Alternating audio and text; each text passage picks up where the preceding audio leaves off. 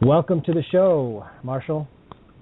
Well, it's nice to be here. Boy, that old bio just keeps following me. I've actually been doing this since 1999.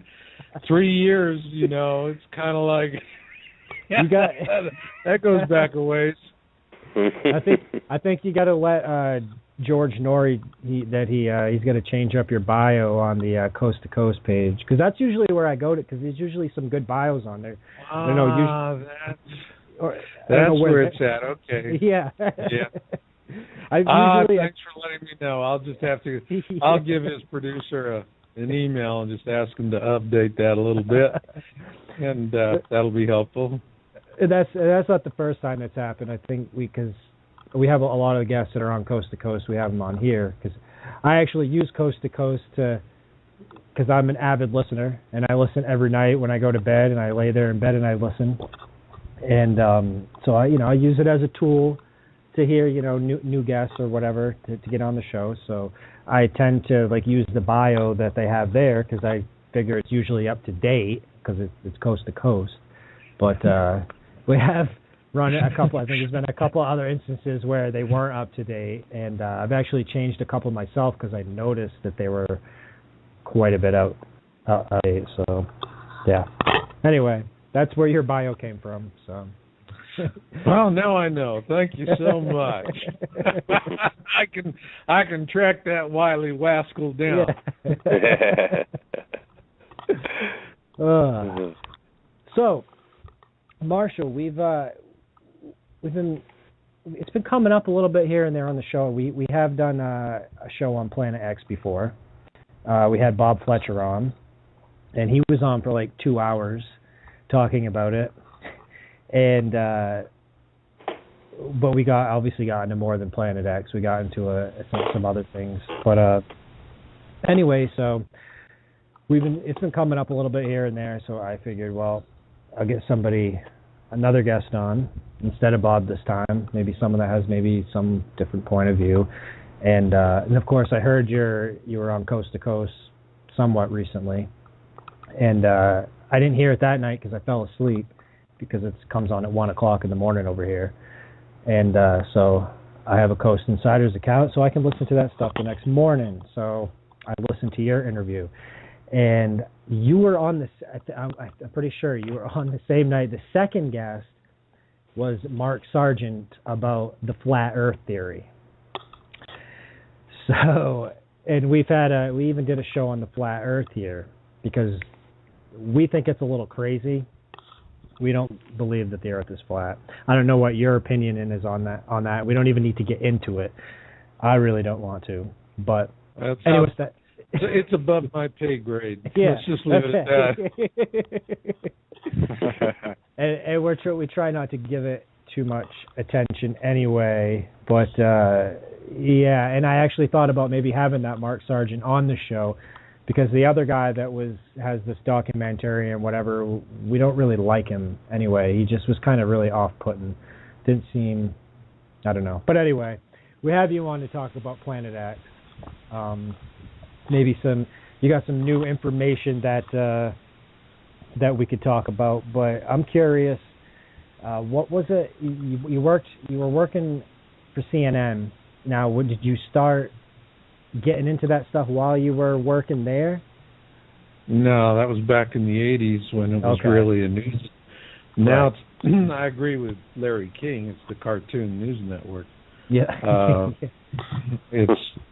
It's a joke compared to what it was when I was there. When I was there, it was a lean, mean news machine, and it was an amazing time to be involved with that organization. But that was before there was all the consolidation where just a handful of corporations own all the media. Mm-hmm.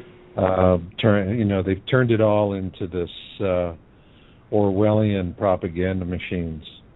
And so that was a time. It was really cool. I remember. So it was really a time when they actually reported news then, and they actually went after stories. Yeah, if you remember CNN in the old days, I mean, Turner was running it when I was It was something else. I would go in and meet with producers out on the newsroom floor. You know, as you remember, they used to see all the reporters sitting at their desks because they were actually doing investigative reporting. Who'd have thought it? And man, to be honest with you, I didn't enjoy those visits because, I mean, the tension in that room, you know, you could cut it with a knife. I used to walk out of there with chest pains. Jeez, that was tough. You know, there was so much competition. Now they just read what's given to them. Yep. But, you know, different days altogether. And, you know, I moved to Texas and then got into the computer industry. And when you're in television, eventually you either get rich or you grow up and go somewhere else. Yeah. That's a good point. So, and, you know, it got me here, but it was natural curiosity of things. I had a travel business going to Russia, and that was really what started me down the path, because in the 90s I was going from taking the polar route on Aeroflot to from San Francisco to Moscow. And it might surprise people, but the Russians make more comfortable passenger jets than we do. And on the way back, it was always during the day. And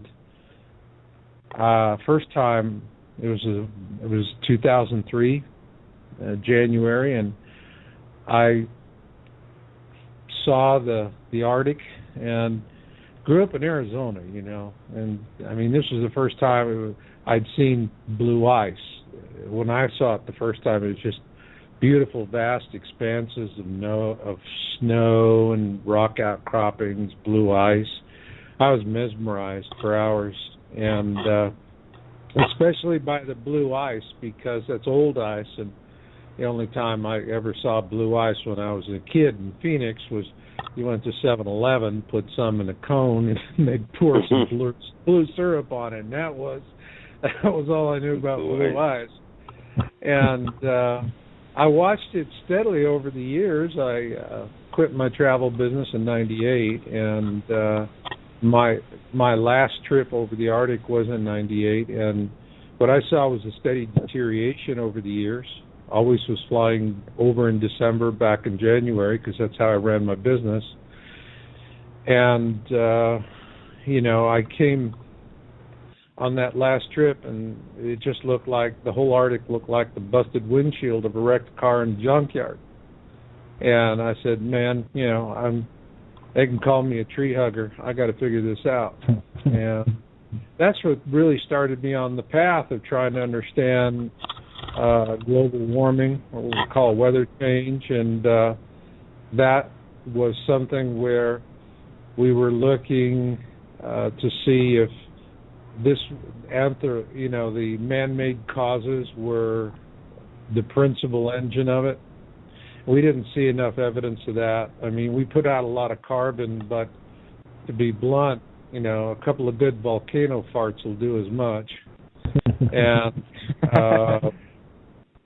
you know, we started looking at the sun, and solar radiance was increasing, has been since 1940. And then we were wondering, okay, well, if this is a solar-driven thing, that would be consistent that the atmospheres of the other bodies in our system would be perturbed like ours. Well, that's exactly what we found. All right. So every planet with an atmosphere is showing atmospheric perturbations, weirdness. Matter of fact, Mars had a period of warming so intense that if something like that were to happen here on Earth, we would become extinct as a species. Right. So this is pretty serious, and that then led us, you know, I was doing this work with a couple other folks who were like myself, Mensons. And MENSA is a society for people who have genius IQs and are socially challenged. And we were really looking at, all right, its solar radiance. Is this something that is a normal solar cycle, or is there something else? And sunspot activity, these kind of records go back 300 years. We weren't seeing anything in that period of time that was consistent with it. No ancient folklore or historical reports. So at that point, we started looking at the possibility of the sun interacting with another body in our system that we're not aware of, an interloper, if you will. And that was our path to Planet X, which is actually a mini constellation. It's we are in a binary system. Now, for those that can remember back to the 70s and the 80s, there was actually a whole lot of very intelligent conversation about it by professional astronomers and by the media. However, there was a mysterious death of a U.S. naval astronomer, Robert Harrington. He was the chief astronomer there in Washington at the observatory. And this was after he kind of, I guess, did 3 strikes and you're out. First was he wrote a brilliant paper on Planet X. Second was he had a special telescope constructed and sent to a United States observatory in New Zealand, which all of the image plates that were, all that was captured was sent to NASA and never seen again. And he gave an interview to Zecharia Sitchin, author of The 12th Planet, and actually showed during the interview Planet X in the orbit of Planet X, and he's pointing it out. Then, not long after that, he dies of a mysterious quick-onset cancer that has been known to be used in targeted assassinations. Yep. And after his death, the topic hit the wall. I mean, it's just like, we trended all the data, the amount of reporting by the, major publications, the Trib, New York Times, Post, you name it. And then right after Harrington's death, boom, like that, all went dark. And pretty much stayed that way. So, and we actually document that on our site. And in my video, Planet X 101, Who, What, Why, Where, When, and How, if you watch that, you just go to my website, yowusa.com, click on the video link, and I have a 100-minute course. You can watch that. In 100 minutes, you'd get the equivalent of what would normally take most people 2 to 3 years of study to figure out. And in there, you get to 1988, because I present the whole chronology of it going back a few hundred years. And there is an astronomer for NASA, his name is Anderson, still on the payroll, who said, yes, we're in a binary system, and yes, there is a Planet X. So, of course, once I brought that out public, the Google database where we found the news accounts was expunged. And I was thoroughly smashed for that and harassed. But that's just, that's the way life is in this genre. It's coming, and it's going to be here. But the truth is, people cling to the bliss of their ignorance like jealous lovers. And, oh yeah, it's like ufology. We published videos with images, tracking, it doesn't matter. It's like ufology. You can have piles and piles and piles and piles and piles and piles and piles of photographs, testimony, and people go, well, I don't know about that. Oh, of course. All right. So that's it. But I find that the people really who do get it and want to get through it are people who have been in awareness since they were children. Interestingly enough, that's a recurring pattern. Sure. And as for the rest, the ones that are going, oh, they're all crazy as peach orchard boars. Okay. Well, let's be honest. It's a global tribulation that's coming, and somebody's got to do the dying. So it's better that the ones who are mocking those who are in awareness stand up and fall left and right. Good for them. Heck yeah. There you go, Michael. Oh boy. Yeah. We were talking about this yesterday. But I'll tell you, the one place and I tell my folks that there's going to come a time, an event I call the rage, and that is when all these people who have been laughing at everyone else are going, oh my God, we're going to die because we've been lied to.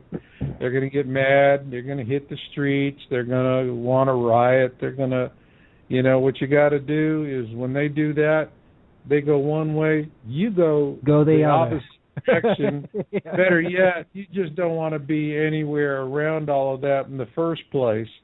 And because we got a government that has acquired 1.6 billion rounds of hollow point ammunition, and they're going to use it. It'll make Kent State look like, a finger bowl compared to the entree they're going to serve up. Won't be tear gas, it won't be water cannons. It'll be 2 warnings, and then they'll open up with machine guns, and there'll be a whole lot of dead bodies laying around, and then people will get the message, shut up, you face. And it worked at Kent State, for those that can remember, the riots and the protests over Vietnam. I don't remember, but I know the story well. Yeah, Kent State brought all that to a screeching halt. That was it. Boom. All the protests stopped. Yeah. Because now they were using real bullets. It'll be the same thing all over again. It'll just be Kent State, but the body count will be pretty steep. And you never hear about that. You never hear about Kent State. No, you never do. Never do. It's kind of like, it's kind of like bastard children. You keep them out of the will. Kind of like everything else the government's done. You just keep it out of sight, out of mind. Well, but the interesting thing is when we do see it, everyone's going to turn to the government, and government's going to say, well, we didn't say anything because, frankly, it's just going to pass by without making any big trouble, and we didn't want to start something people get all upset and bent out of shape for nothing and so forth. So don't worry about it. And what'll happen? People will go, oh, okay. Okay, sure. Well, that's what happens. 40, 50, 60 years will go by, and something will get declassified and, proven to be true. And, you have your, quote, conspiracy theorists that are like, hey, see, told you so. And the rest of the population says, who cares? No big deal. For our protection, for our safety, etc. Well, yeah, being a conspiracy theorist is like perpetual life of being an unrequited lover, You never quite get the satisfaction.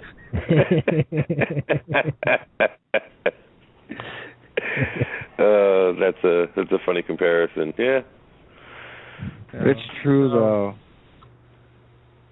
Yeah, it's the signs are there. Things are, it's going in that direction. Bob Fletcher is, I had him on my podcast, and I did a published interview on him earlier this year, and he's pretty spot on. Yeah, the difference is that he comes at this from a government conspiracy angle and follows the money, which is pretty smart. Yep. I follow the science, so I'm a more science oriented because I'm a retired computer systems analyst, and just goes to my nature. Why I thought it would be good to have him on and then have you on, because you guys, you both, got the same thing, but like you just said, like you're science, he's money. So I figured get you guys both on the show, give kind of different perspectives, I guess, if you want to call it different perspectives, but yeah. Well, I think his prediction that he made that martial law will precede the appearance of Planet X by 6 months is pretty good. Seems like that's where it's definitely headed. We got Jade Helm. I was just going to say that. You think there's a something between Jade Helm and Planet X, or? Nah, what do you think? So my aunt thinks it's going to happen in March next year. Huh? Actually, my aunt thinks it's going to come in March next year. In March, next March. Yeah, could be. Have you heard anything of when it might happen? Yeah, what's your in my book, Being in It for the Species, I have a tribulation timeline, and we'll know we're on the tribulation timeline when an event called the Winter of Ash happens, and that's when we have a whole slew of volcanic eruptions on the western side of the Rim of Fire. Now, that's not going to create death toll, but it is going to have dramatic economic and political ramifications. It will affect Americans because these people over there are going to have their farms are going to be covered in ash, so they're going to have to get food elsewhere, which means all of this cheap food that's coming up into the United States from other places is going to go to the highest bidder. And that means it's going to head towards the other side of the Pacific, and what we're going to see in the grocery store will be higher prices and some skimpy shelves. And that's when people are going to get a sense of, are we indeed kimchi? And of course, there will be the gratuitous, don't worry, which reminds me of that great line from the movie 2012, when they tell you that not to worry, that's when you run, but that's what's going to happen. I'll basically tell you guys, wherever you plan to plant your tuchus, okay, get it done this year, all right? Because next year, forget about it. If you ain't there, you ain't there, and you ain't going to get there. Yeah. All right. Yeah. Going back to the Jade Helm in this situation, obviously you laughed pretty extensively. It goes hand in hand. Then Jade Helm. They ought to call it Operation Walmart. Oh yes. I wanted to. Yeah. Operation Walmart. Yeah. The blue light military or something. It's really funny. I think it's hysterical to watch these comedians in New York tell the folks in Texas, you're paranoid.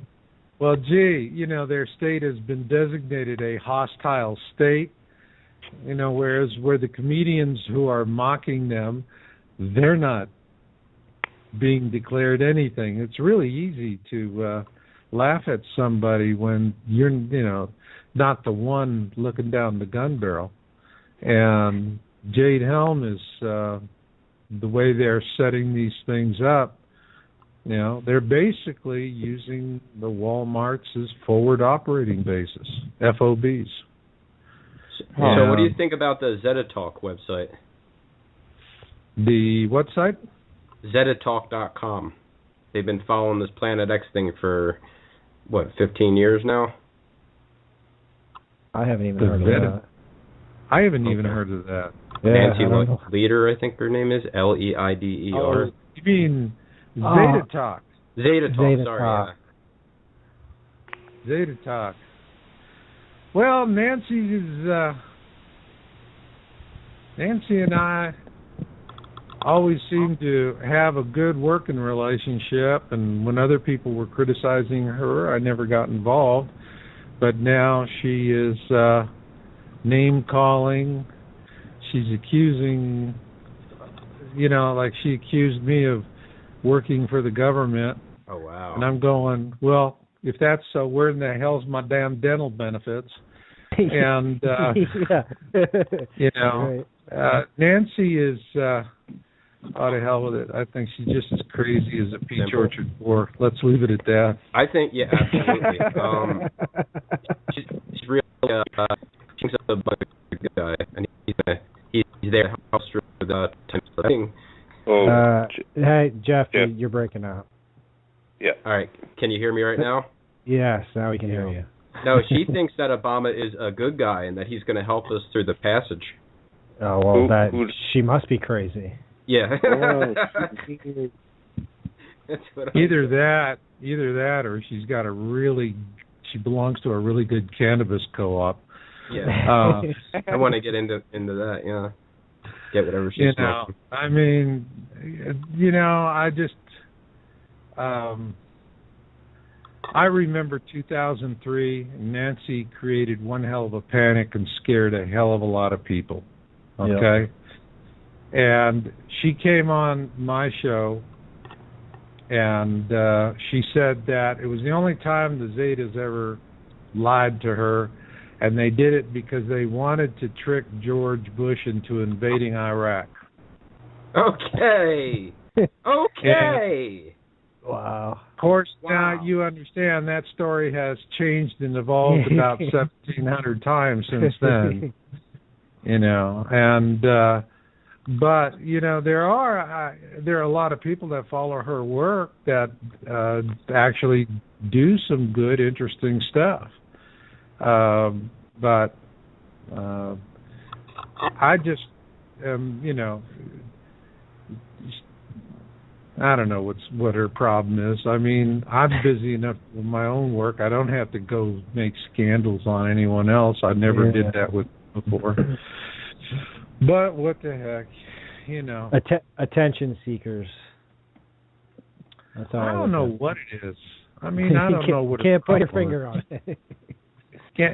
Well, it's not even that. It's like I'm not even interested. I'm busy moving. You don't have the time to even. Yeah, I get you. Yeah, I mean, if you got the time for scandals, okay, fine. That's your bag. To me, it's not about being right. It's about getting it right. Yep. It's a perpetual search for the truth. That's all. Yeah. And so, I mean, for me, it doesn't bother me over the years. I have people, slander me and slime me, and I don't get down in the gutter with them because actually they grow my audience. They help me. They do. I mean, I'm serious. I know. Because it's like schoolyard politics. It's like, we want to go see who's getting a whooping, And they come to my website, and all of a sudden they go, damn, this guy's got integrity. He's doing good stuff, you know?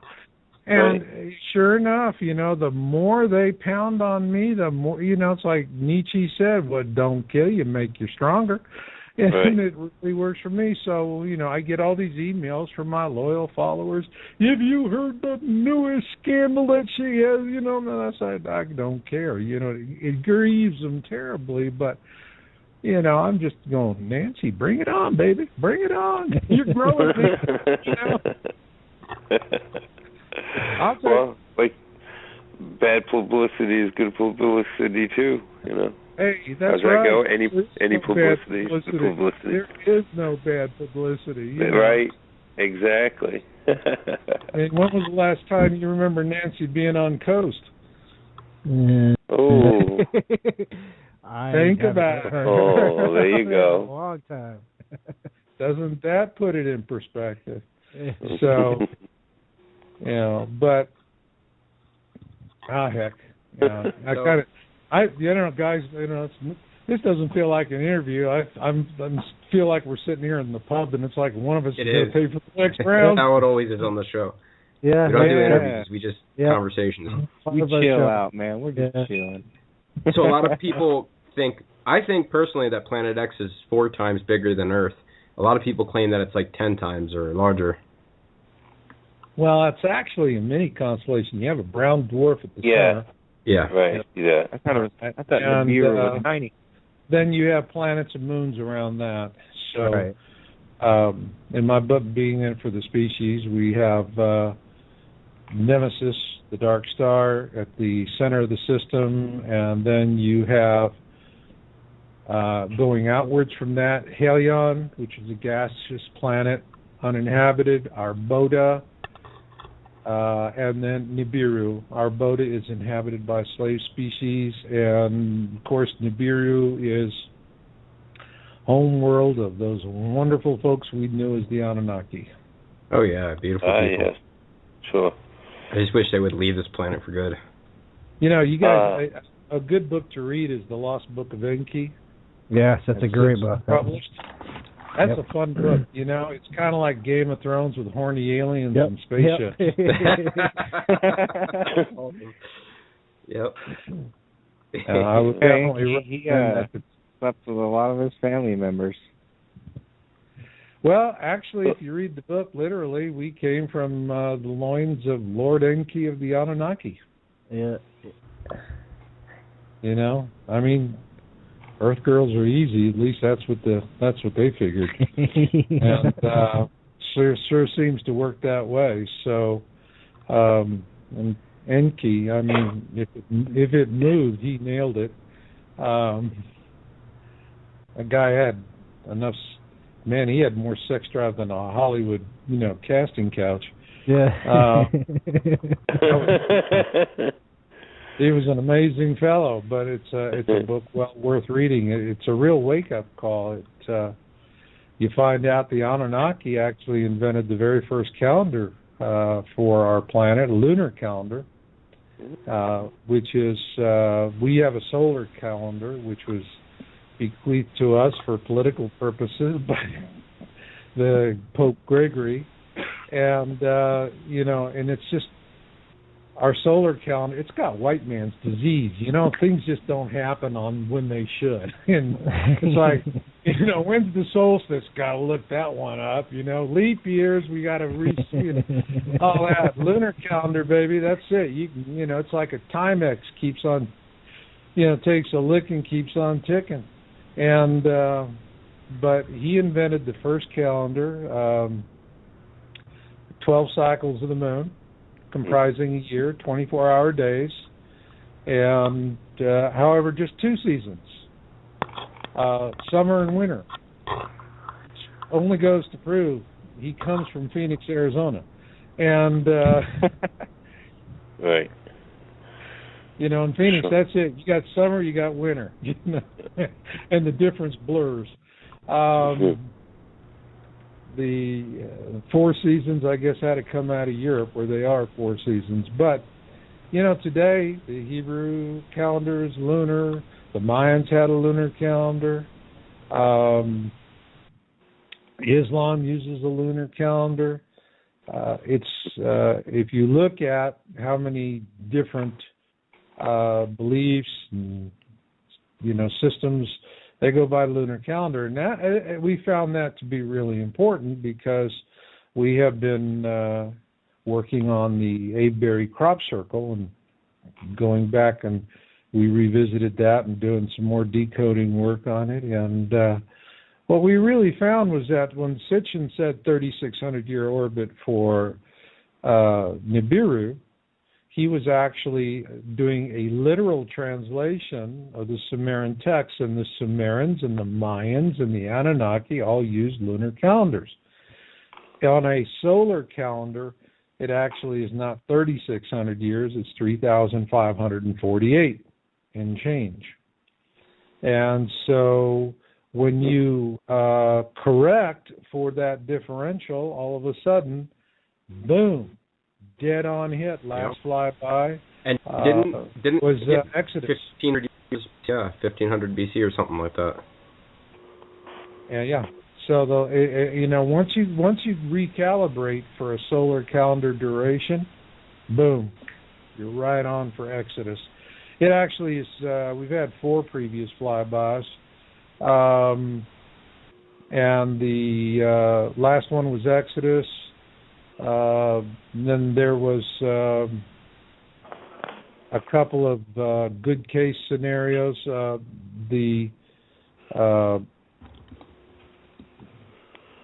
A best case scenario is when this thing comes through, it reaches its point of perihelion, closest distance to the sun, then it heads south back into the southern skies. That's the aphelion leg of its orbit.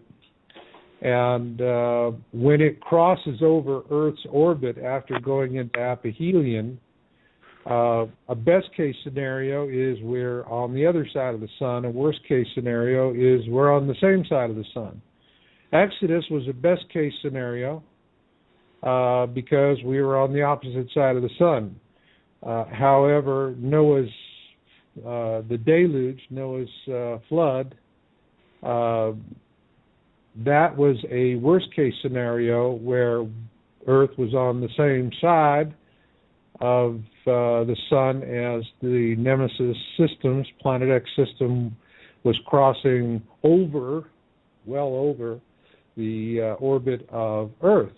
And so happens that's what it's going to be this time. It's going to be a worst case scenario, and we're going to have a pole shift.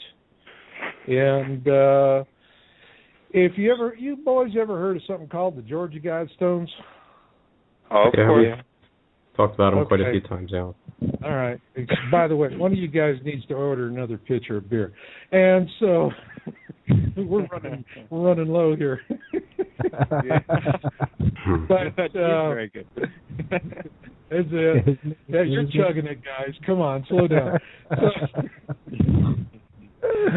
But the last time that was, Noah's flood was actually a pole shift event. You see, it's not where it rains for, according to Bill Cosby, it rained for 40 days and 40 nights, then the sewers backed up. But the truth of it is, it's a sloshing effect. That's what really happens. The oceans come out of their basins because the Earth really stops in its spin, turns the other way, starts spinning the other direction, and that's what takes the oceans out of their basins. Now, in the book I publish, the Colburn Bible, the ancient Egyptians have a very detailed account of the last flyby, which was the plagues of Exodus. And I'm talking really, really detailed stuff. It's not this kind of, the princess shot the arrow into the sky, and the dragon fell and all that. No, I mean, you read the Colburn Bible, and it is man on the street stuff. Man on the street. It is that sharp, that clear, that focused. And what they tell us is that when we see this thing, it's going to cause so much fear that men are going to become impotent and women are going to become infertile. Now, when you take and put that in perspective, that when, it used to be at that time, unless you were an aristocrat, you didn't live beyond your 30s, all right? And when you stop to think about it, here's something we'll see in the sky that literally is going to scare the sex out of a teenager. And I'm not saying that to be funny. All right? It's not going to scare the sex out of me. It'll scare the sex out of everybody. And, you're going to go to the bunker going, I got a headache, honey. And so that's going to be the tough part of it. But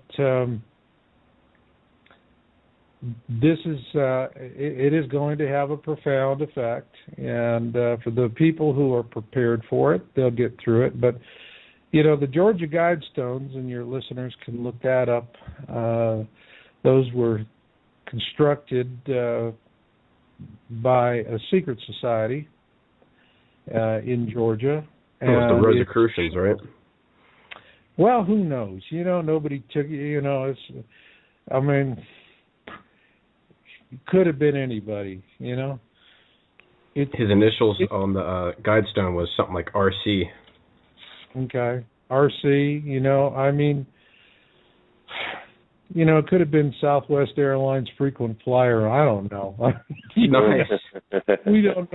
Nobody knows for sure. But I'll tell you one thing: it was produced by a secret society because it has precise celestial alignment. So it has the attributes of a monument that is the type of thing that these people would construct, and it has basically a 10 Commandments for the 21st century, and the first one is to keep humanity under 500 million in perpetual balance with nature. But here's the kick, doesn't say how we get there. All right? And so what we're really looking at in terms of people dying, 1 in 7 will survive approximately. And that means death is going to touch everybody. Everybody. Everyone's going to lose someone, or they're going to die. You know, it's going to be a tough time, and you're either prepared for it or you're not. So, Marshall, Noah's flood. I was wondering, because I thought Enlil caused the flood. No, Enlil, what Enlil did, and boy, I'll tell you, you know, when they come back, if Enki's in charge of things, we're going to catch a break. If Enlil's in charge of things, we're in deep kimchi.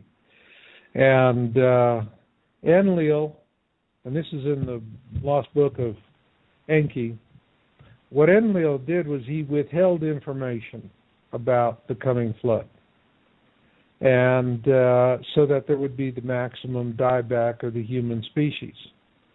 And also Enlil saw to it that the first use of nuclear weapons on Earth, and created a radiological plague that was devastating and caused a huge loss of life. So Enlil not once but twice tried to exterminate our species. That's the reason why I say if he's in charge of things, when the Anunnaki return, it's tough darts farmer. Not going to be nice. And they are going to return. I want them to just go away and leave the planet for good. Never come back. Well, you know, that would be nice. Mm-hmm. You know. But truth is they're coming for gold, and they're coming for women. They can take the Bushes and the Clintons with them. Marshall, I got a question for you. I combed your site a little bit. I didn't see it. What about the dinosaurs? Did Planet X have an effect on them? Actually, you know, my very first article that I wrote on Planet X raised that very question. Dr. Brian Marston of the Smithsonian Astrophysics Lab helped me write that article, or do the research, for that article. And we raised that very question. Could it have been a situation where in a previous flyby it triggered the Deacon Traps eruption in India, as well as an impact event?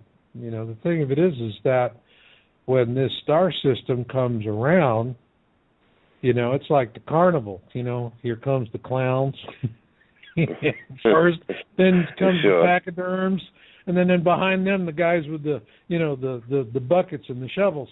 And you know, we're just going to have all kinds of stuff that's going to be hitting us, impacting us, causing all kinds of problems. You betcha. Sure. So very probable then. Oh yeah, no. I mean, in my book, we actually, the last major cataclysmic event of the tribulation will be transiting the tail.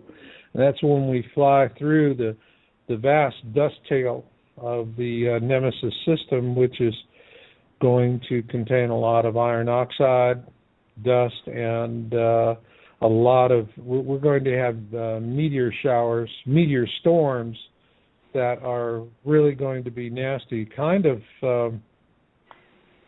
it reminds me of that old movie Enemy Mine. Remember years ago with Lou Gossett Jr.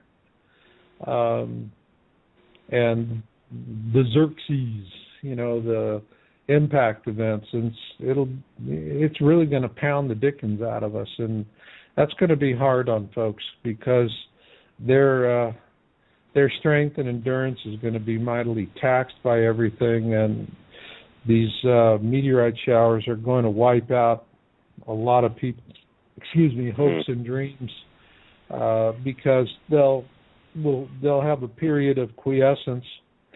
This disaster is going to come in pulses. It's not going to be continuous. And there'll be a period of time, and see, that's the shame of it, is that the people who are going to suffer even that are never going to know what the hell's coming because all of this is withheld. I mean, what the elites want is simply to reduce the human population as much as possible. They want the greatest possible. Do you think they really want that, though? Huh? Do you think they really want that? Of course they do, Michael. Because I hear this. Oh, tell me it isn't so. Well, I mean, these people we're worth money to them. These people we're not are worth money cats. Okay. I mean, look. Here's the thing. We're not worth money to them. Okay. They already got all our money. Like I said the other night. When you drain someone of all their assets, they're no longer useful. They got all their money, dude. They have all the money in the world. They don't need it. But when you have more workers, you can get even more money. They don't need any more. They more money. Workers. Guys, what they're going to do, fellas, is they're going to come up from their bunkers and they're going to tell the survivors, guess what? We've got seeds, Svalbard Doomsday Suit. Go to the Svalbard Doomsday Seed site, and that's the one that was financed by folks like Monsanto, and the poster child is Bill Gates. Go see if on that website it says we're doing this for the love of humanity and we will share these freely with everyone. Tell me where you find that on the website. Okay, what they're going to do is after everyone's had the snot beat out of them, they're going to come up and say, we've got food, medicine, construction materials, and seeds. If you want them, you consign yourself to slavery. And the fewer people that are left, the more their little stash of inducements is going to do for them. It's going to be more attractive the fewer people they have to share it with. Now, as far as it goes, having more workers, oh, come on, guys. We're prodigious. We breed like freaking rabbits. Give us a case of Ripple wine and a bottle of Viagra tablets, and we can work wonders. So, we're not human beings. They see themselves as the human beings or whatever they think they are. Right. We're what's called eaters, okay? Eaters. We're eaters, and we are expendable. You're right. And we are a renewable resource. And for them, it is about restoring their control and enslavement of our species. And that is the reason why they want us to die like rats. Okay? No, you're right. I agree 100%. So, listen, guys, we have to, we're running a little late. We have to take our 10:30 break here. But, Marshall, would you like to stay on for a few and come back to this? Sure. Excellent. You guys buying the next round? You buying the next round? Yeah. I'm going to grab me a beer, too. Next round. Everybody's drinking but me.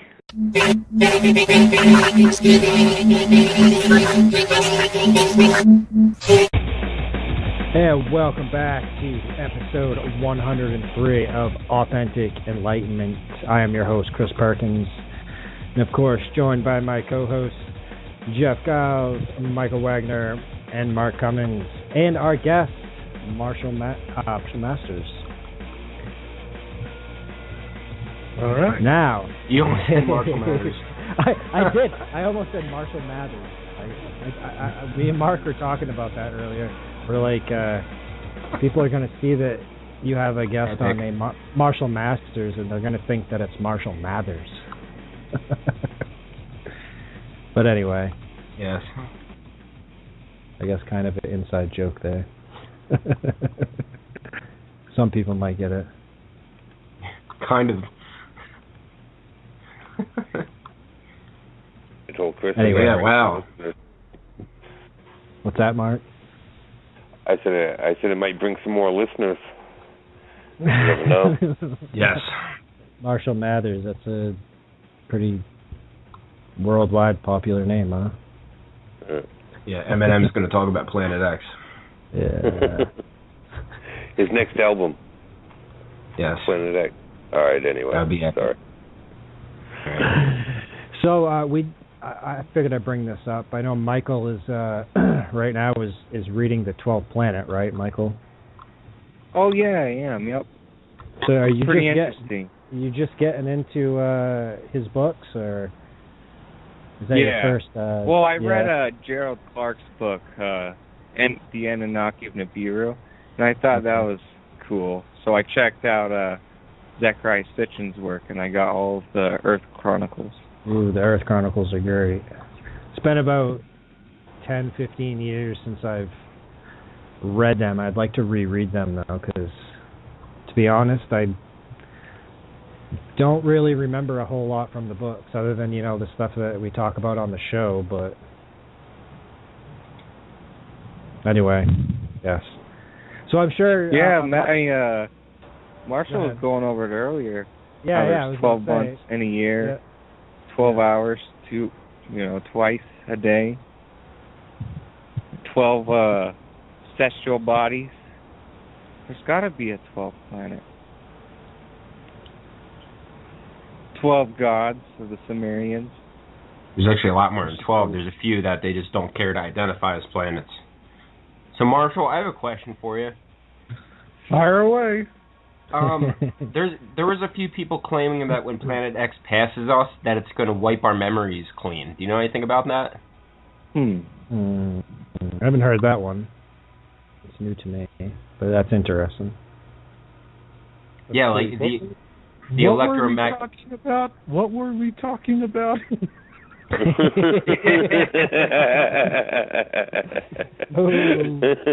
What am I doing?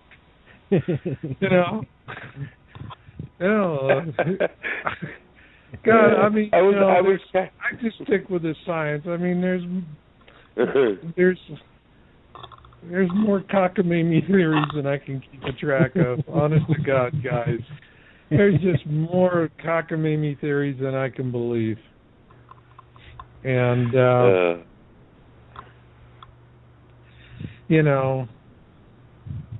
what are you gonna do?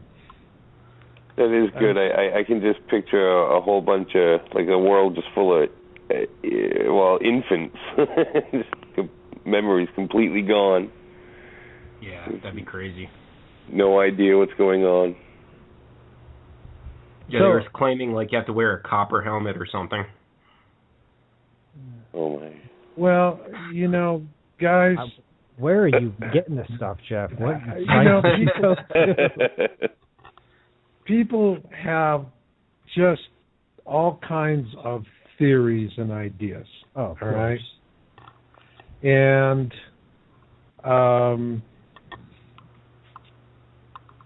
to be honest, there's only one thing that really works. That's the Boy Scouts motto. And that's it. Be prepared. As far as it goes to the rest of it, excuse me, I've never been through a global cataclysm. Have you? Right. Not in this lifetime. No. I mean, everybody has. We just published an article on the Mayan calendar and Planet X. And before December 21, 2012, I was asked, was there a correlation between the two? And I used to say, no, I don't see anything. It's coincidental. Because at that time there was no evidence linking it. All we had was speculation, cable networks that were just sponging up money like crazy on it, all kinds of what-if hysterical stuff. So on one hand, it's going to smash into us and it's the end of us, melancholia, have a nice day. Right. On the other hand, we got the rupturites that are going to get raptured out. Then on the other hand, we've got the New Agers who are going, we're all going to wake up and sing Let's Buy the World a Coke. It was all over the map. And in the final analysis, it was a non-event. And yet, what we have discovered was that it wasn't a non-event. All right? But there was a direct correlation that the Mayans, in fact, were looking for Planet X. Sure. Because you have to look at the data, the empirical data that has been accumulated since December 21, 2012. Not before, but since. Because if you're looking for a harbinger event, a celestial alignment, that means, okay, after this, the guacamole hits the fan. Well, that's what happened. We looked at two empirical data sets. One is meteors and the other is earthquake. And right after December 21, 2012, the two of them just took off like skyrockets, straight up. Okay? So what they were looking for was, okay, is this going to be the end of it? Or, is this thing coming and is it going to, are we going to have a big boo-boo? All right? Well, there you go. Yeah. And the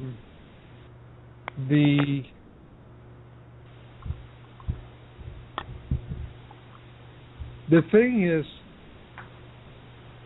we can have all kinds of speculation. And people do it. I mean, to be honest, I call it mental masturbation. All right? Because it's a whole lot easier than having to face the reality that, maybe you do something constructive about planning and preparation. So if they're going, and what about this theory, and what about that theory, and what about this theory, and what about that theory, and what about this theory, and then I get the letters all the time from people. I call them the bullfrogs, because they're like big old bullfrogs. And they sit there and they go, when? That's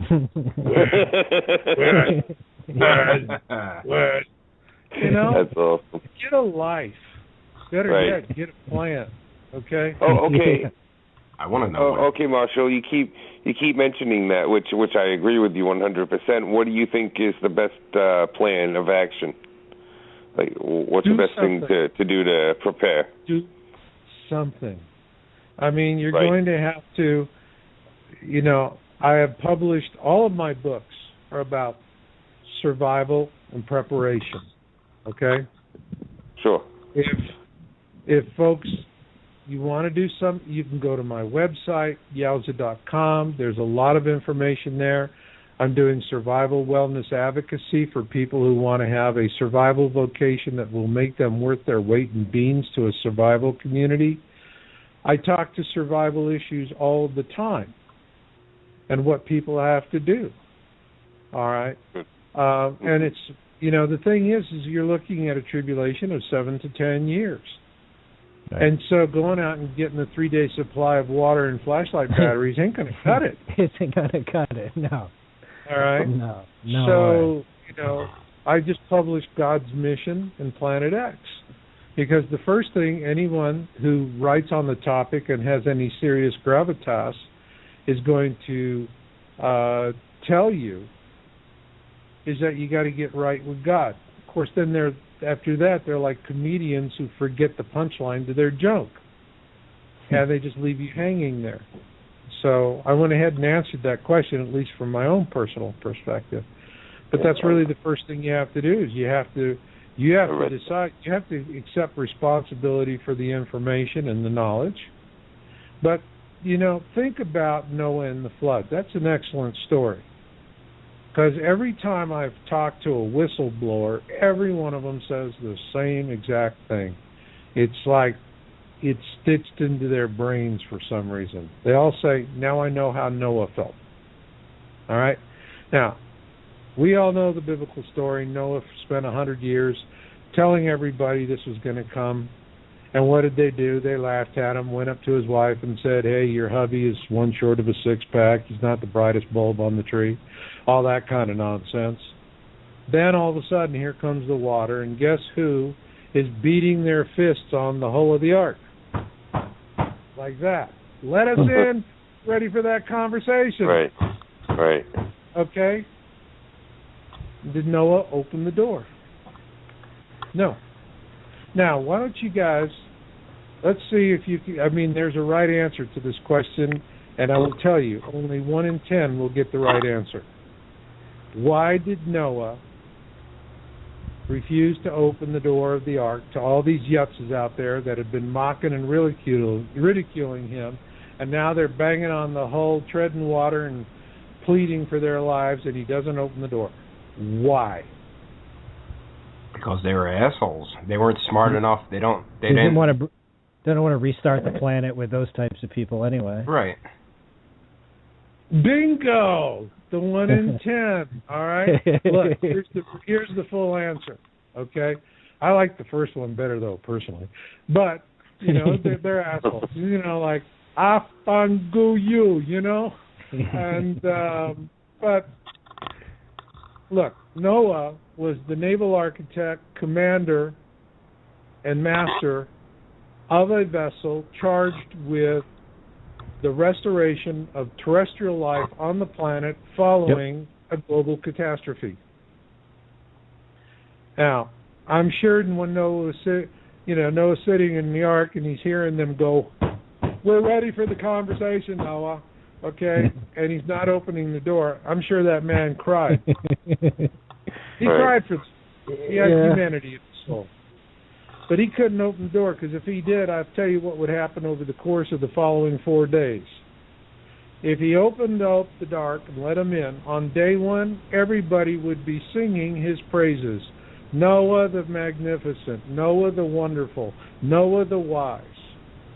Day 2, they would form a committee and elect a new captain of the ark. Day 3, the new captain of the ark would throw Noah and his family overboard for sedition.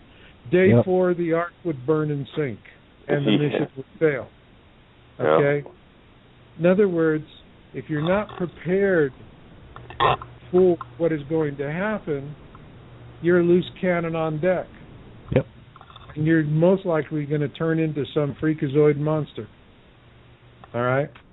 That's the reason why the people that I see preparing, frankly, have been aware of what's coming since they were children. Yeah. All right? I call it awareness, but it's really a long goodbye, because they have been mourning the end of life as we know it for the vast majority of their lives. And most of them are in their 40s and older. Okay? Yeah. Right. So you have rare exceptions, you have younger ones, and whatnot. But the thing is, most people, all right, who survive this, the ones who survive, the elites, they're going to be in their deep underground bunkers. I can tell you, when you start seeing Gulfstreams and Lear jets and all forms of private hot rods littering the tarmac at Denver International like a bad case of the measles, dying time is near, they're going to the bunkers. All right. And but they're worried about it because this new sinkhole phenomena is something that's come up since they did all of their planning. And their bunkers are nice, snug, and safe, but if a sinkhole opens up under a bunker, doesn't matter. It's gone. It just falls right through. Boom. Crushes. And so I don't think the elites are going to do as well as they thought. Like the Nazis love to say, nothing ever goes according to plan.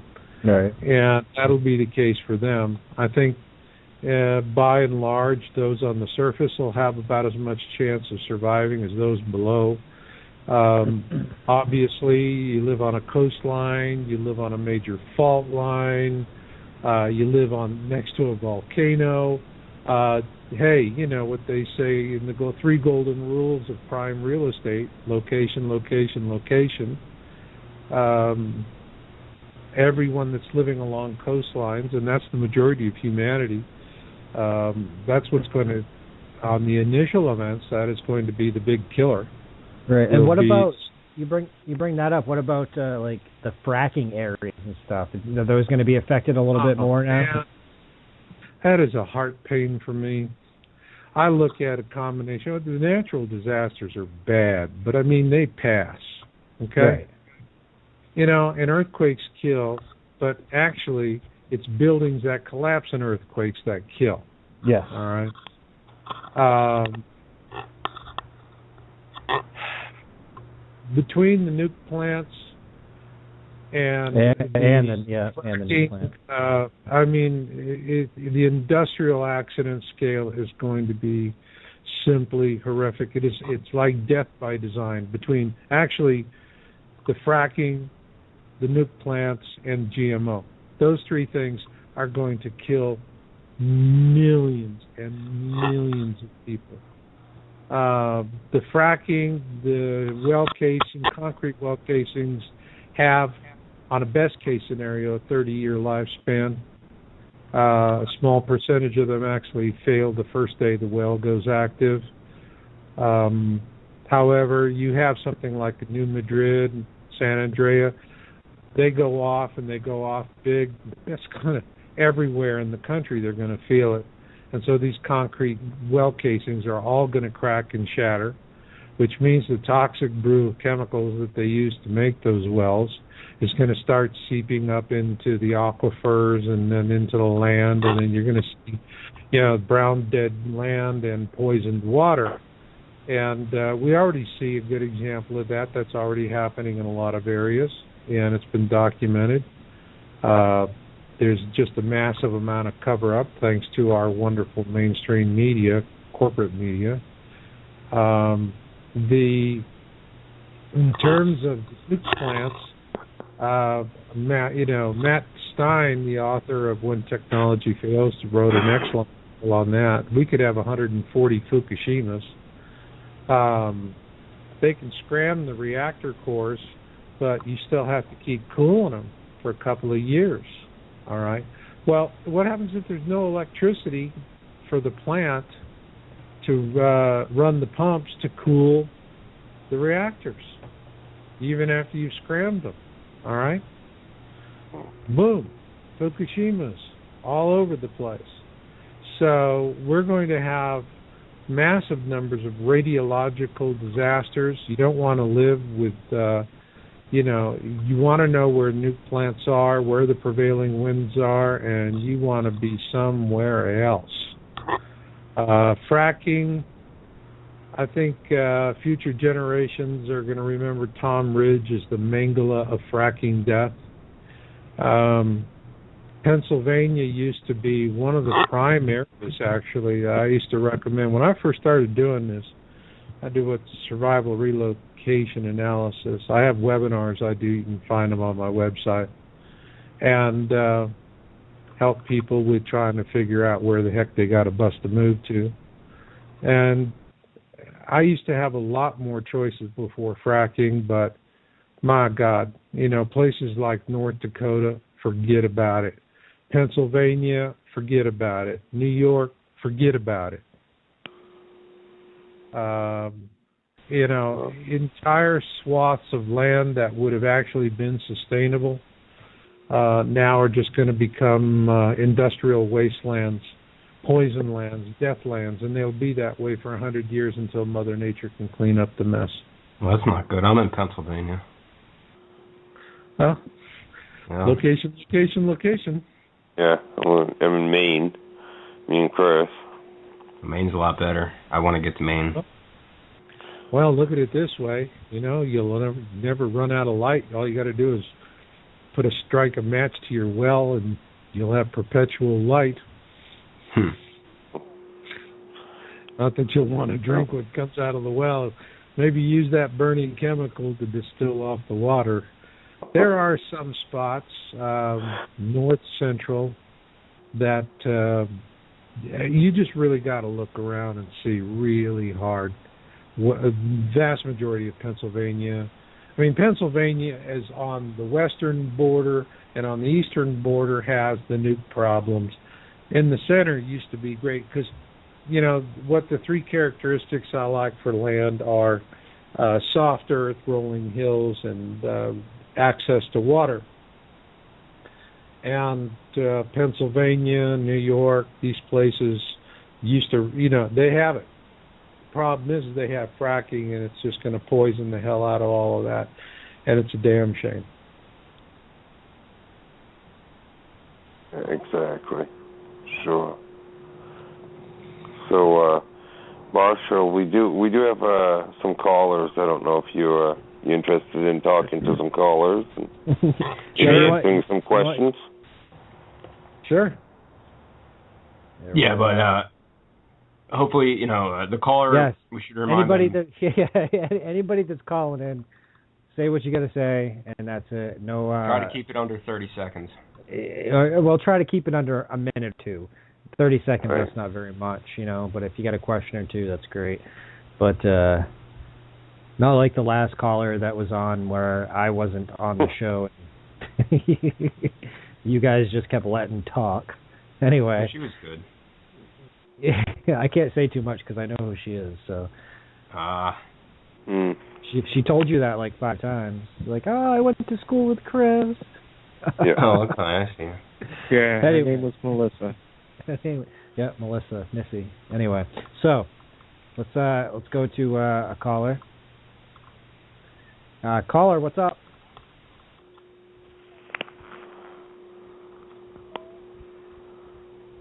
Hello. Hey, man.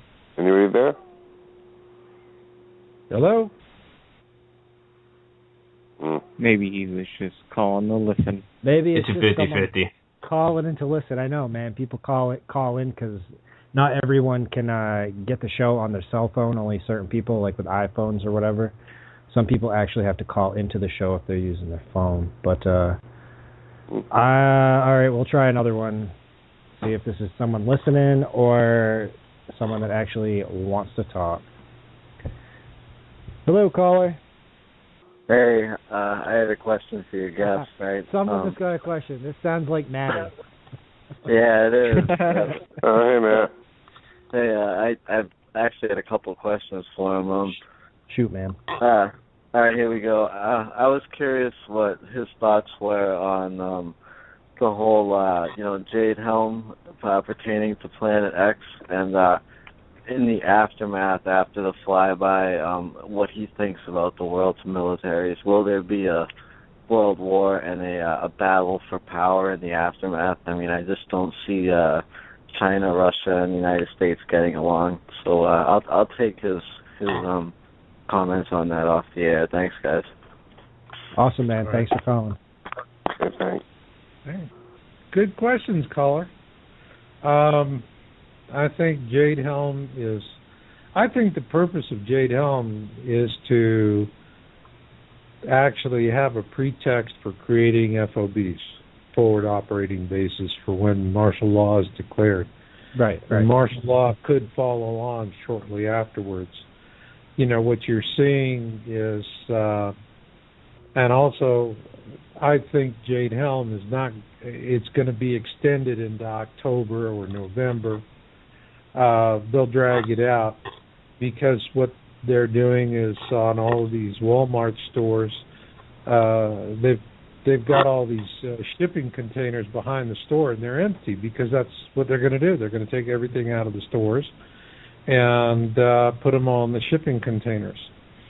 And but what they're doing on the inside, and I'm seeing from stuff that's being released, they're really, really revamping the inside. And people have to understand that the Walmart's ordering system, their inventory ordering system, is integrated with the DoD. It's perfectly seamless. So they can go into these stores, go into their back office computer systems, and they can order military strikes, bullets, MREs, anything they want, because it's all tied in. And it's Jade Helm is they're getting it all set up, they're getting it in place, but also you look at what they're training. The training is going to be principally at night, and they're going to be seeing how stealthy they are in going into neighborhoods undetected. And so one of the things that they're asking local police departments to do is to share with them people calling in and reporting strange behavior in the neighborhoods. So also the fact that they have designated Texas and Utah as enemy states, I think is very serious, because you have in Texas, it's a gun state, it's very patriotic. It's also one state that has the right of secession. Okay, when Texas was its own sovereign nation before it joined the United States, and so part of its deal with joining with the United States was that it could secede anytime it wanted. So here they are, they're rehearsing how to arrest the governor and the legislature of the state of Texas as part of their training. I think I lived in Texas for 10 years, and I can tell you the second most popular topic next to football was cessation. And this is now it's a little too real. It's a little too scary. And it's something that they're setting it up. But I mean, you just look at the way the exercise is organized. All right, they're preparing to. I mean, this is what they did in Iraq and Afghanistan. When they wanted to arrest somebody, they didn't go during the day. They'd go in the middle of the night and bust down the door. Yep. All right. All right. So they're taking this, counterinsurgency kind of a tactic, what they've learned over there, and they're applying it here. We're getting set up for that kind of a same situation. So, I think Fletcher is very much on the money. And there's going to be the declaration of martial law is not going to be because of Planet X. They're not going to do that. It'll be something else. Maybe we have a currency collapse.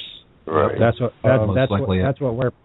what we've been predicting. It's going to have something to do with the economic collapse. Right. There'll be it's people are going to see their IRAs and 401ks. There'll be banking account confiscations. Gone. And all of a sudden, people who've been saving up for their, their nest egg retirements are all of a sudden going to get bank stock that is like, hey, find somebody that wants to buy it from you. Yeah. You'll freeze in hell first, and that people are going to get angry about it. But I think Jade Helm, particularly through the southern states, tells me what whatever's going to happen that's going to be difficult. This is the area that they expect it to happen, not in the northern states. So, if you're living in California, if you're living in the South Belt from California to Florida, none of this bodes well. Not one bit of it. And then, as far as it goes for afterwards, the world is pretty much, government's going to fall all over the place. what I would see for what survives the United States, because Washington, D.C. that's it. It's gone. Most likely what will happen in the United States is it will balkanize. You're going to have states that are going to form regional coalitions with, sharing borders. They'll share their militaries. Yep. So you might see something, like Colorado, Arizona, Utah, something like that. And they form a coalition. Then there would be these various different coalitions, and then, the federal government would be rendered toothless. Once the federal government goes in and takes out a state legislature, that's the end of the United States as we know it. All right. Period. That's the end of it. And after that, I could see there being, that kind of problem. So you have to prepare in stages. One thing, if people are smart, that they would do now while they have the opportunity is, if you don't have a U.S. passport now, get it. Because as they close things down, driver's licenses will no longer be valid for flying across state lines. Within a state, yes. Like it'll be like a Russian prospika, an internal passport. This will be a situation where if you're crossing state lines, if you're interstate, then you will need to have either a traditional passport book or a passport card. You can get the passport card for $30. The book and the card are $140 together, and it's wise investment for people if you think you're going to have the need to travel across state borders or go, for example, go up to Canada or into Mexico. Right. That's something to do that you can prepare for, and otherwise it's really it's taking it seriously. I mean, that's the bottom line. Taking it seriously. I mean, this I'm just going to wait and see, yeah, good luck with that. Yeah. Good luck with that. Good luck with that, because I've got news for you. It's going to be like a nasty game of musical chairs when everyone looks up in the sky and they're seeing this system for the first time, and they're all pointing up, and they're pooping their collective pants and going, Harriet, you ever seen anything like that? And, like the movie Independence Day. Yeah. When the Anunnaki come, it'll be like that. City ships hovering over our capitals. They're coming for gold. We use aluminum for our weather modification, geoengineering efforts. The Anunnaki use gold. The flyby is going to be hard for their planet as well. It'll tear great holes in their atmosphere, so they have to restore that with gold. So they're going to leave the planet with a lot of gold. They're also going to take a lot of women for slave breeding programs, and we're not going to like that very much. So, certainly. It's not going to go over well with the folks back home. Let's put it that way. It is going to be a time of extreme hardship. But also, for years, I've been talking about this I published my first article, all right, in January 2002, or 2001, I think. I've been talking about it for a long time, and it's coming, okay? There's a dark cloud coming, but I'm kind of more focused right now on trying to find that silver lining. And that goes back to what that caller was asking about, because, you see, it's a given. We will survive, period. It is a given. We will rebuild. That will happen. And it is a given that we will go to space, because this is going to be the last survivable flyby of the Planet X system through the core of our system. The next time around, Earth is just going to be roasted. Absolutely. Just like in the movie Knowing, that's what's going to happen. All right? Just gone. Disintegrated. We're just, it's just going to, the whole surface of the planet is going to be incinerated, and then Gaia is going to start all over. And then there will be a whole new, it's going to be a whole new kind of thing. Someone else is going to be the top dog. Ain't going to be us. That means we got to get the heck out of Dodge. That's the reason why they're spending so much money and working so hard on finding extra solar Earth. Getting out of here, sure. And that's the whole point of it. There's a lot of races, a lot of ETs out there. They got a big interest in what's going on, because we're going to leave this planet one of two ways. We're either going to go out into space like Anunnaki stormtroopers. Watch the movie Avatar. That's who we'll be. Yep. Blood-sucking, exploiting bastards. Yep. Or we're going to have a Star Trek future. And that's what I'm pulling for. We have that Star Trek future. Okay? And it's, it's serious, fellas, because Roddenberry really tapped into the zeitgeist. That's what our species really wants. We don't want to go out there like a bunch of corporate miseries. We want to go out and be welcomed as a peaceful and light spacefaring race. Yeah, for sure. And that's what I want to see for us. So what are your thoughts on Elon Musk? You like what he's trying to do? Elon Marx? Yeah, Elon Musk. Oh, you don't... SpaceX? Oh, SpaceX? Yeah. Well, I find it's kind of funny that, we're probably got transwarped already, and we're still building chemical rockets. I thought about that once, too, because the stuff that they're doing with, like, Elon Musk and SpaceX, and, like, what's, I guess, NASA or whatever got going on. Like, they've always got something secretive going on, so I feel like they got technology that's way ahead of what Elon Musk and SpaceX has right now. Because I mean, they're just testing stuff out right now. I mean, he wants to send people to Mars and stuff like that, but it seems like the stuff they're testing out there, it almost reminds me of back during the Nazi days when they were testing out rockets and they were flying all over the place and not getting where they were supposed to and stuff. So, I mean, I commend him for the work that he's doing. I think it's a good thing. I think he's got a lot of great ideas.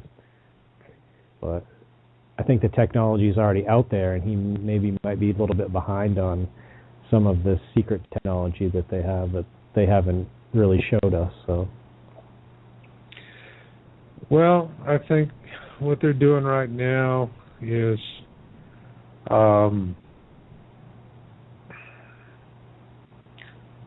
they've got more satellites out there doing imaging, looking for extrasolar Earths or candidates for extrasolar Earths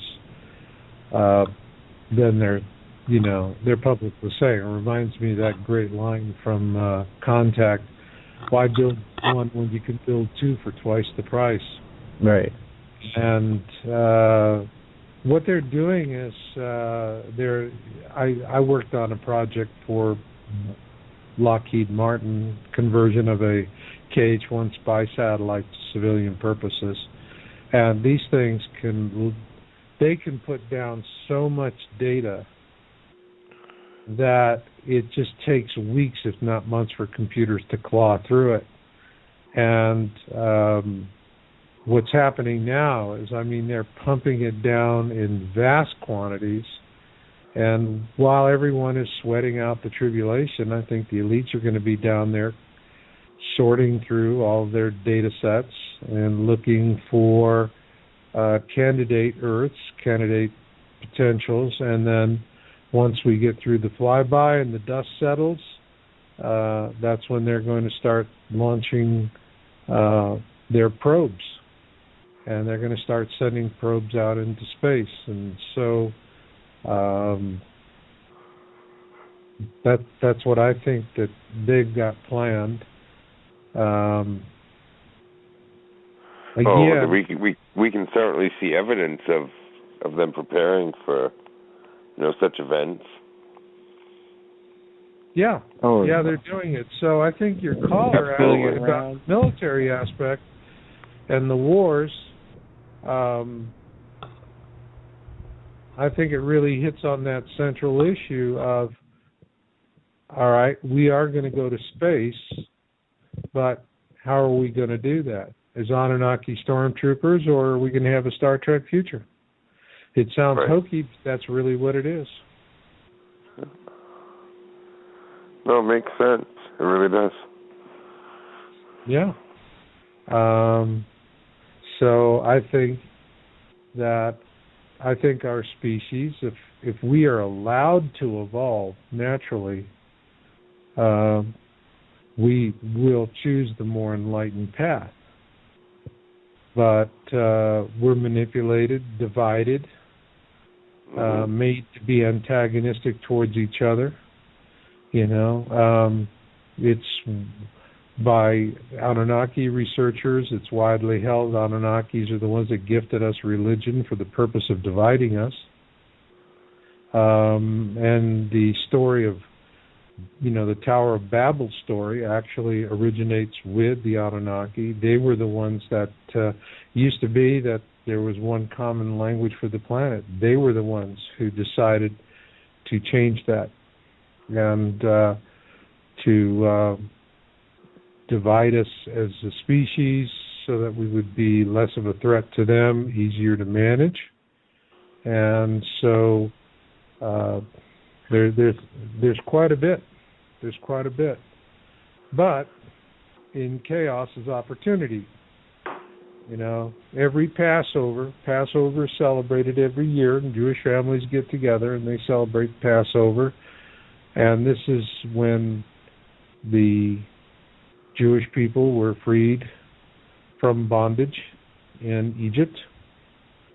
Well, I believe that Moses, being a high prince of Egypt, knew Planet X was coming and understood that in chaos is opportunity. And that with the flyby of Planet X, that there would be an opportunity to free his people. And he took advantage of that.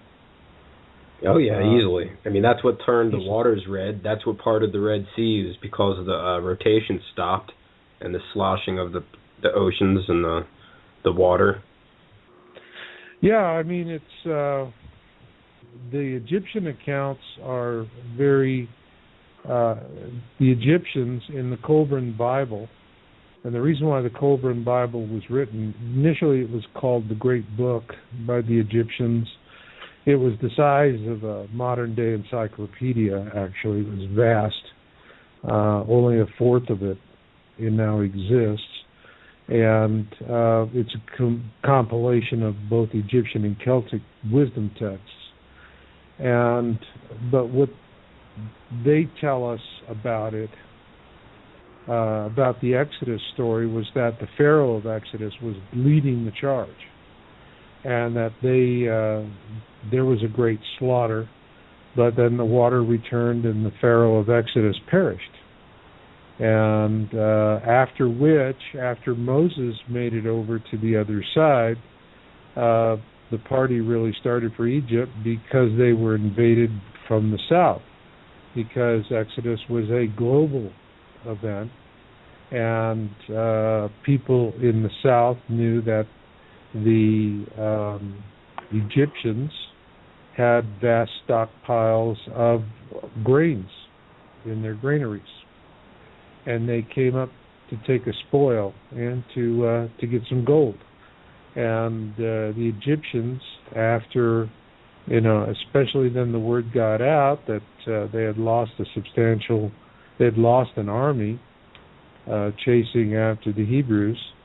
Well, that was just an invitation, and Egypt was able to repel the invasions, but at great cost to itself. So the Colburn Bible is what they wrote, was basically their version of a 9/11 report. And what they wanted to know was, how was it that this scrappy Jewish God whooped their pantheon of gods? That's what they really wanted to know. And they went to the far extremes of their trading realm, and during the day, scribes were tallying bricks and, jugs of wine and whatnot, doing commerce, but at night they were collecting the folklore and history of all these different races. One of the books, Sons of Fire, there's 11 books in the Colburn, and one of them called the Sons of Fire, I believe, is the only remaining history text from the ancient Phoenicians who were wiped out by the Romans. And so they were looking. They never really found the answer to it, although the work was quite brilliant, and it did predict current events.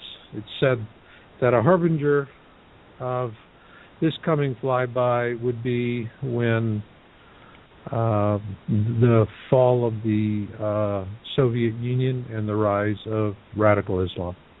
They predicted that 3,600 years ago. Dead on. It's interesting, actually, that recent movie, Noah, I believe it was. No, not Noah. The one with the Moses, excuse me. The one, I forget who stars in it. But, yeah, it was actually pretty good. Cause Christian Bale? Yeah, you got it. It depicted the whole... I don't know. I'm sorry. Did you see that? Sorry. It just didn't work for me. It's like, I like that story about Jews. Christian Bale. Yeah. Excuse me. That's Hollywood. That's Hollywood. You got to look past it. It worked really good. It's just Christian Bale. I love Christian Bale. He's a fabulous actor, but he just didn't work. He doesn't come across as a nice Jewish boy. I'm sorry. Right. I watched like half of that movie, and that it depicted the whole Planet X thing quite well, as though the person who made it knew that Planet X is what caused the whole thing to begin with, and especially the part with the Red Sea when it parted. That was wonderful. That seemed just as though that seemed very accurate as far as the tide going very low and being to the side. I thought that was excellent. I thought that was it was excellent. There was and it was really true. Moses tends to be glorified, but he was one kick butt of a military general. Yeah. He was ruthless. What they don't show is that, Moses ruled with an iron fist. Yeah. So, we tend to romanticize, but still the same. I think Moses he understood what was going to happen, took advantage of it. He was a brilliant tactical commander. And the story, though, the importance of the story for me is that the flyby, the chaos of the flyby caused the unshackling of the bonds of slavery for the Hebrews in Egypt. Okay? Well, on a grander scale, we could unshackle, with this flyby, we have the potential to unshackle the entire species. Right. All right? I think it's worth it. And, if we don't, because the elites are going to, they're going to come up from their underground bunkers and they're going to offer trinkets. It's like the Indians selling, for a handful of baubles, they sold off an island. We call it Manhattan. All right, and that's what's going to happen again. And if it happens that way, then we're going to be consigned to countless generations of slavery, fellas. It's going to be bad. And I have a personal interest in it because I, like the majority of human beings on the planet, I do believe in reincarnation, and I sure as hell don't want to come back into a slave world. You want to see what the elites want for us? You want to see what the elite vision of the future is going to be? Hunger Games. Yeah. Oh, yeah. Right. Hunger Games. Go watch that. That is their vision of the future for us. I believe it. When an elite dies, where do you think they'll be reincarnated to? Who cares? As long as they're not near us, who cares? Another planet. Yeah. I don't know. With a lot of fire on it. It's like, it reminds me of that great in the beginning of Fiddler on the Roof, and they're in this little Russian shuttle in Russia, and everybody runs up to the rabbi and they say, "Rabbi, is there a proper blessing for the Tsar?" And the rabbi thinks a bit and he says, "May God bless and keep the Tsar far away from us." I think it's the same thing. Personally, I think these people are going to become living anachronisms, and that would be a fitting fate for them. Well said. I have a lot more faith in human. See, everybody sees all the doom and gloom and all the bad stuff because, first off, it's sexy. It sells movies, Yep. Yeah, right. Who wants to go see, we're going to have an enlightened world? Like, that sucks. Give us Mad Max, Thunderdome. 2 men enter, 1 man leaves. Well, that's sexy stuff. It keeps you on cable for 25,000 years. But really, once the elites are no longer able to keep us divided and we can actually talk to one another, some pretty good things can happen. I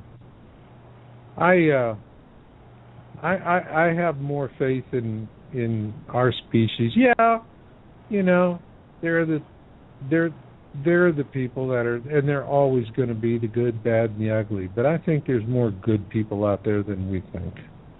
The problem is bad people have megaphones.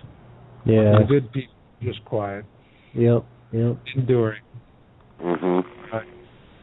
But I believe the good folk are going to understand. This is our chance. They're going to understand it's our chance for freedom, and so I look optimistically in the future. I mean, let me put it to you this way. Imagine a world where there is no more special interest in their government goons that'll go into these guys that create create free energy devices or things that'll cure cancer or anything else that's a challenge to these big financial interests who have the government in their pocket. The government goes out and does their dirty work for them. The FBI goes in and will arrest these people and seize their labs for no other reason than, oh my gosh, a special interest is upset with you. What happens when there are no more government goons who can go shut these people down? And all of a sudden, we have a nation full of Nikola Teslas that are actually free to do beautiful things to help humanity. Yes. Imagine that. All right? That would be wonderful. Yeah. So, I'm more interested now in looking for the silver lining. Dark cloud is coming. Okay, just deal with it. Or don't. But we do have an opportunity to do some great things. And the potential is there. If we are willing to pay the sacrifice. That's the open thing. But I remember one time I was feeling really sad about all of this, especially when I realized what the agenda is to cause the death of as many people as possible. And I see preppers out there that have all these big stockpiles of Kraft macaroni and cheese, and all of it's made with GMO cornstarch, GMO flour. This stuff will destroy your lower gut. That's where 70% of your immune system is. So it's death food. People don't know it because all of these preppers think they're clever because they never stop to eat what the hell they're stockpiling. They keep eating their fresh fruits and vegetables, fresh meats, egg, chicken, whatnot, and they keep stockpiling all of this crap in packages and cans. They never bothered to take a couple of weeks to eat it. If they did, they would all have a case of the runs that wouldn't stop. Yeah, absolutely. Acid stomach, irritable bowel syndrome. They'd all start having, inflammatory diseases. I mean, there's no good side. There's no good upside to this food. And but they don't know it because they're so busy being clever, sticking it on the shelves so that they go, looky what I got, and this whole notion of, well, yeah, it's GMO, but when you're starving to death, you'll be glad to have it, not likely, because you'll be dead from some sort of communicable disease before then, after your lower gut has been totally destroyed. There's things that people have to do to start planning and preparing, and it's like everyone's looking for someone else to show them what to do. Go show yourself. Be a majority of one. Lead yourself. Right. Yeah. Right. Everybody Absolutely. wants somebody else to make the decisions for them so that they can turn around and hang them for a bad decision. Right. No, you could take some initiative. That's right. Absolutely. The ancient Egyptians are very clear. They say the stout-hearted will not go down to destruction. And I believe that. Oh, sure. Oh, absolutely.